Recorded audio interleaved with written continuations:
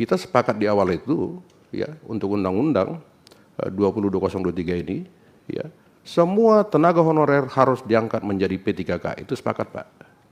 Itu kita jangan lupa, ada rekamannya semua itu, Pak. Iya kan? Kita bagi dua kemarin, Pak. Ada P3K penuh waktu, ada P3K paruh waktu. Nah, honorer ini nggak ada tes, Pak. Kita kan sepakat dulu itu, nggak ada tes. Ya, ketika dia yang terakhir ini muncul dari saudara menteri akan diaudit oleh dengan BPKP mengenai keabsahannya, nggak perlu dites, Pak. Nah sekarang sampai hari ini banyak tes P3K, Pak. Ya saya jadi bingung menjawab di sana. Kok kami dites lagi, Pak, ini honorer? Bapak bilang dulu tidak begini. Nah, ini bagaimana saudara menteri mengenai ini? Ya kan? Dan ini semakin diperkuat ya dengan skenario penataan XTHK 2 dan tenaga non-ASN ya di halaman 33. Nanti bisa saudara menteri lebih menegaskan ini. Ya. Di tanda panah 6, pengangkatan P3K, alternatif metode seleksi. Maksudnya apa ya saudara menteri? Ya, A, seleksi P3K penuh waktu, B, pengalihan status P3K paruh waktu, C, metode lainnya. Ini maksudnya apa?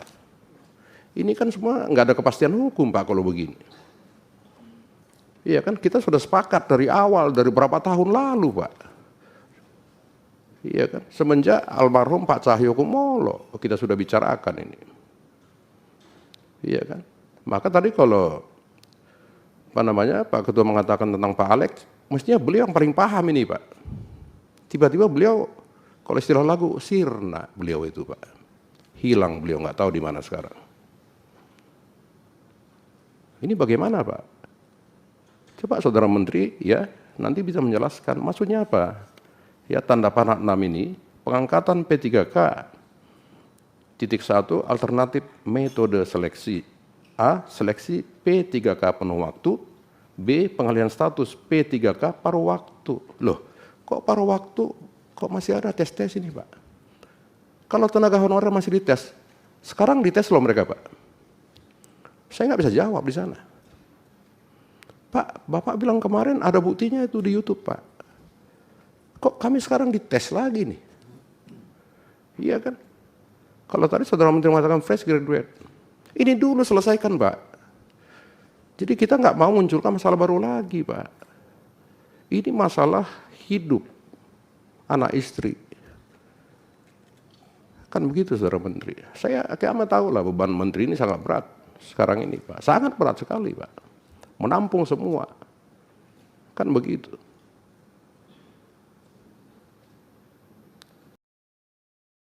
Assalamualaikum warahmatullahi wabarakatuh. Salam sejahtera kepada kita semua. Bapak-Ibu sekalian, saudara menteri dan jajarannya, hari ini kita melakukan RDP.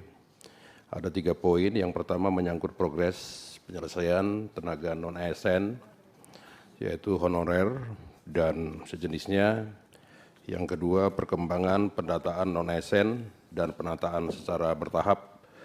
Yang ketiga, skenario penataan ya XTHK 2 dan tenaga non-ASN.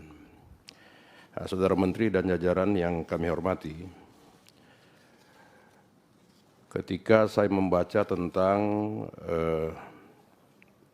perkembangan pendataan non-ASN dan penataan secara bertahap, ya berdasarkan SPTJM, ya saudara menteri menyampaikan total 2.355.092, ini SPTJM, Pak. SPTJM. Nah, yang jadi masalah sesungguhnya, saudara menteri, ya SPTJM ini khususnya daerah, ini tidak transparan, Pak. Kenapa tidak transparan? Ya ini saya nanti serahkan datanya ini. Banyak tenaga honorer, ya ketika mereka minta supaya didaftarkan, ya di daerah itu ya kepala daerah, kepala dinas segala macam tidak mau, Pak. mendaftarkan. Kalau ada surat pengangkatan dari tahun sekian sampai tahun sekian. Nah, jadi artinya apa, Saudara Menteri, jangan terpaku dan BKN jangan terpaku kepada SPTJM. Ya, inilah gunanya kerjasama dengan BPKP untuk melakukan audit data, Pak. Dari dulu saya sudah katakan bahwa sekarang ini kalau dulu ada mafia pertanahan, sekarang ada mafia tenaga honorer.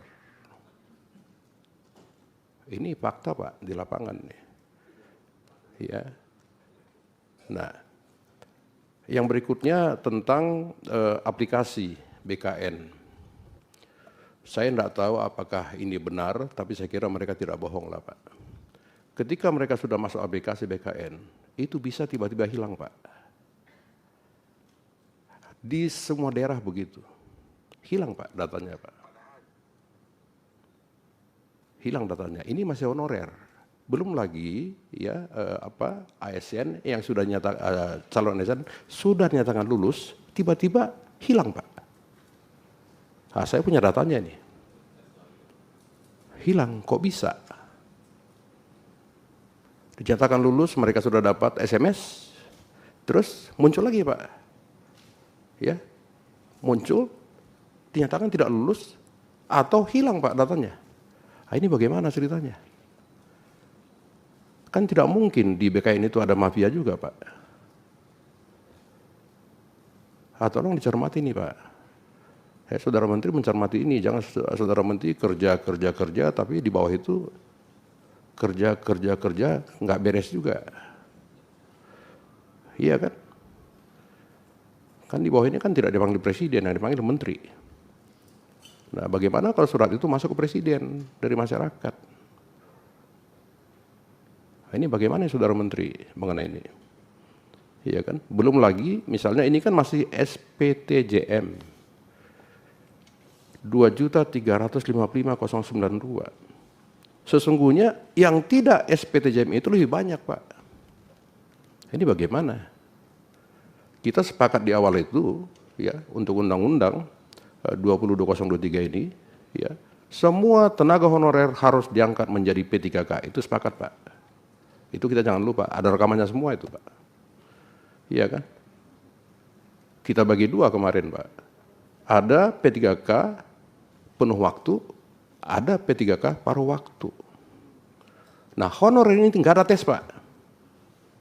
Kita kan sepakat dulu itu. Nggak ada tes.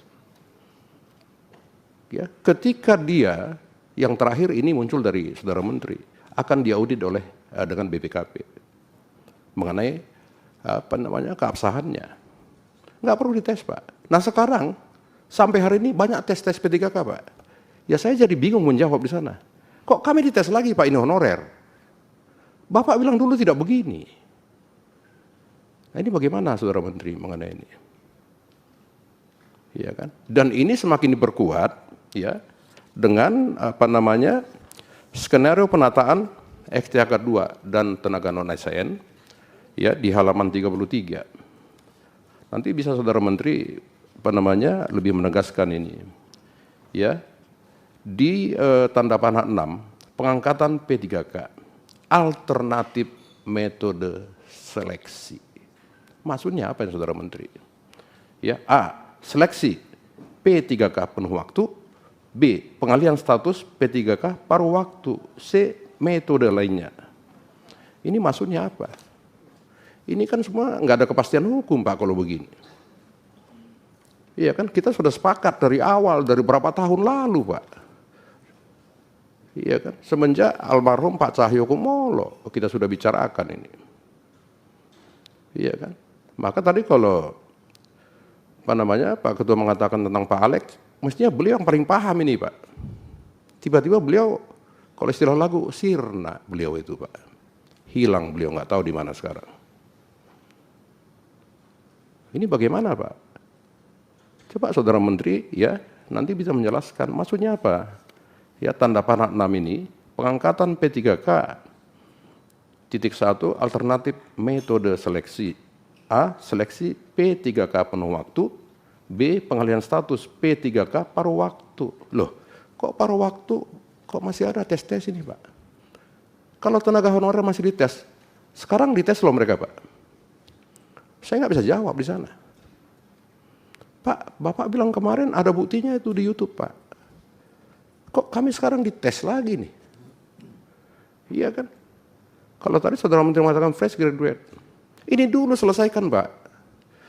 Jadi kita nggak mau munculkan masalah baru lagi Pak. Ini masalah hidup anak istri. Kan begitu Saudara Menteri. Saya amat tahu lah beban Menteri ini sangat berat sekarang ini Pak. Sangat berat sekali Pak. Menampung semua. Kan begitu. Iya kan? Tentang audit data, verifikasi dan validasi data oleh BPKP dan BKN. Tadi Saudara Menteri mengatakan anggaran. Nah, ini bagaimana Pak? Kalau kita sudah bicara anggaran, BPKP tidak punya anggaran. Bagaimana solusinya nih? Padahal ini perlu untuk audit dalam rangka untuk menghilangkan istilah mafia tenaga honorer Pak. Ini kan nanti bisa deadlock juga ini. BPKP tidak punya anggaran. Nah, bagaimana solusinya ini Pak? Saudara Menteri, ini udah kepala BKN belum? Sudah? Belum? Masih PLT? Terus nanti bisa dijawab ini Pak. Masih banyak Saudara Menteri masalah-masalah tentang non-ASN ini. Ya, belum lagi Satpol, PP, itu bagaimana Saudara Menteri? Kemenpan itu BKN harus jemput bola Pak mengenai ini. Jangan ini selesai, muncul lagi yang lain Pak. Muncul lagi yang lain Pak. Gak selesai-selesai ini urusannya. Belum lagi masalah guru yang selama ini banyak sekali, tenaga kerja kesehatan, tendik Pak, tenaga pendidikan, bukan tenaga pendidik Pak. Gitu loh. Ini tendik bagaimana? Tendik itu ribuan Pak. Mereka juga honorer. Ya, belum lagi para honorer yang di Kejagung, kepolisian dan instansi lainnya. Ini bagaimana komunikasi Kemenpan, BKN. Jadi kita jangan membuat bom waktu juga mengenai ini Pak. Ini mesti jelas Pak. Dan aplikasi BKN itu sekali lagi tolong Pak. Tolong Ibu dikoreksi. Ya. Di SMS-nya mereka nyatakan lulus dan melengkapi 1-2, ya kan? Tetapi ketika mereka masuk udah nggak bisa. Nah, ini bagaimana? Ini suara para tenaga honorer, suara para tenaga calon ASN yang dinyatakan lulus tapi tak lolos. Kenapa nggak lolos? Hilang datanya Bu Imas ini bagaimana? Bu Imas kan paling ahli nih yang gini-gini. Iya kan? Gitu loh. Mestinya Bu Imas saja jadi kepala BKN RI. Kalau saya pribadi, karena beliau paling paham mengenai ini. Kasihlah kuota untuk perempuan juga, Pak Menteri. Iya kan? Gitu loh. Ini teman-teman Komisi 2 kalau telepon Bu Imas ini sangat welcome, menjawab Pak Ketua. Iya kan? Ini enggak ada KKN, Saudara Menteri, enggak. Kita bicara yang fakta saja mengenai ini. Nah itu, ya kan? Saya kira itu Pak Menteri paling perlu, yang harus dicermati. Ya. Kalau total SPTJM itu 2.300.000 sekian, ya kan? Data di kami itu lebih banyak data di luar SPTJM, Pak. Nah, ini bagaimana solusinya mengenai ini? Ya kan? Tadi saya ngobrol-ngobrol dengan Pak Ketua, ya ini kita bikin konsinyering aja dulu Pak Ketua. Ya untuk RPP ini. Ya ini menyangkut hidup khususnya para tenaga honorer Pak. Kita juga motivasi kita dulu merevisi ini adalah tenaga honorer. Di luar itu tambahan-tambahan saja Pak untuk unfull, untuk memenuhi saja. Gitu Pak. Ini saya kira yang bisa sampaikan, kalau bisa atas izin Ketua, saya serahkan data ini melalui Bu Sesmen. Ini data yang tidak bisa masuk, ke aplikasi BKN. Ini contoh, banyak Pak di saya ini. Cuman saya verifikasi juga, saya punya tim verifikasi ini datanya Pak. Ini yang lolos dari data saya. Kita juga punya data Pak, bukan hanya BKN, walaupun BKN suka hilang-hilang datanya. Silakan Bu Sesmen.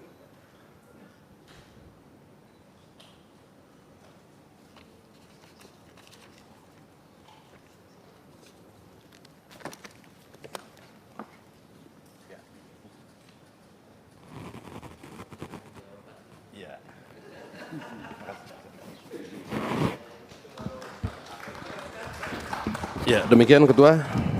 Terima kasih.